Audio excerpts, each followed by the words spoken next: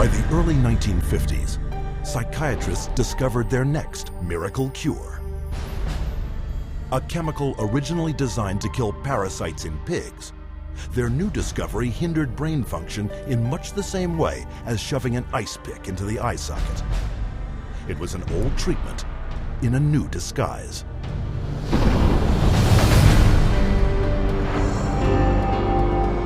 With the advent of these new tranquilizing drugs, it seems not too much to say that we're on the verge of an entirely new era in the treatment of mental illness.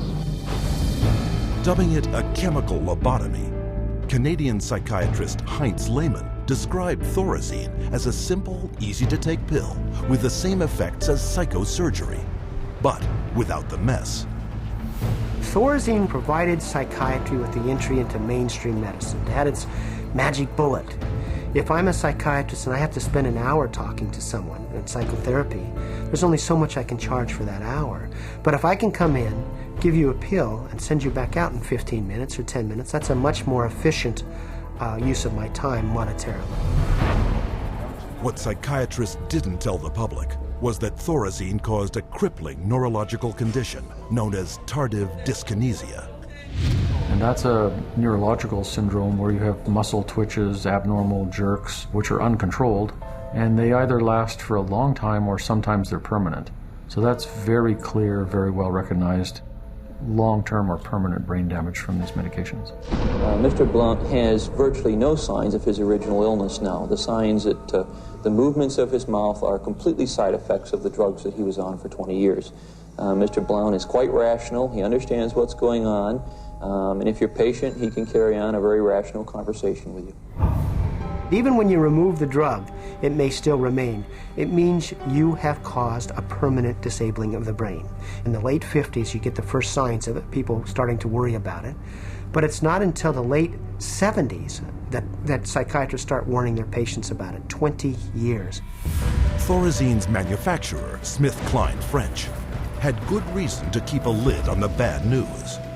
In the first year alone, SKF saw a more than 500% return on their original investment. With the public and the press kept in the dark about the severe and disabling side effects, prominent doctors and psychiatrists met in Puerto Rico to lay the groundwork for the expansion of psychiatric drugs far into the future. Psychiatrist Dr. Nathan Klein wrote this in the conference's final report. The present breadth of drug use may be almost trivial when we compare it to the possible number of chemical substances that will be available for the control of selective aspects of man's life in the year 2000. Dr. Klein spearheaded a movement flooding new psychiatric wonder drugs onto the global marketplace, backed by a massive publicity machine spending hundreds of millions of dollars. Psychiatry was now an industry of drug pushers. By 1970, the American Psychiatric Association was so dependent on drug company money that 30% of its annual budget came from pharmaceutical advertisements in its official journals. So we had money flowing to trade organizations, we had money flowing to the doctors, and to their journals. Well, we all know that that is going to influence how they think. The majority of National Institute of Mental Health and National Institute of Health scientists are getting more money from drug companies on the side than their tax-based salary. With so much money to be made, all psychiatrists needed was a scientific theory to justify it. Their solution? An official report declaring that all mental problems derive from a so-called chemical imbalance in the brain, requiring drugs to correct. This chemical imbalance is one of the greatest fallacies ever foisted upon patients and the public. There is no chemical test to show an imbalance related to any psychiatric disease, whether it's depression, anxiety, what have you. The chemical imbalance is for the benefit of the psychiatrist. It has to be there so that psychiatrists can treat it. But fraudulent chemical imbalance theories could not hide the mounting evidence of common and terrifying side effects, such as akathisia. Akathisia is like an extreme inner nervous agitation.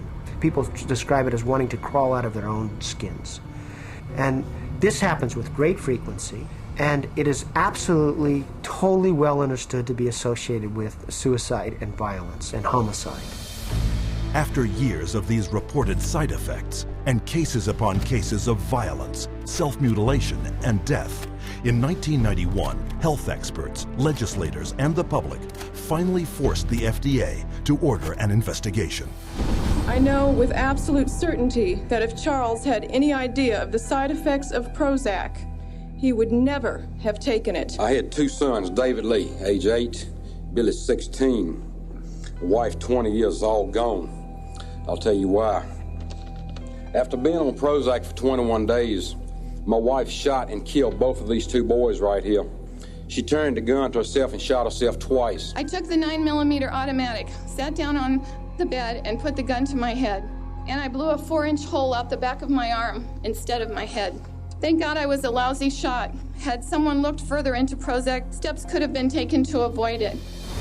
What was supposed to be an unbiased hearing was a panel of psychiatrists, the vast majority with personal financial ties to pharmaceutical companies.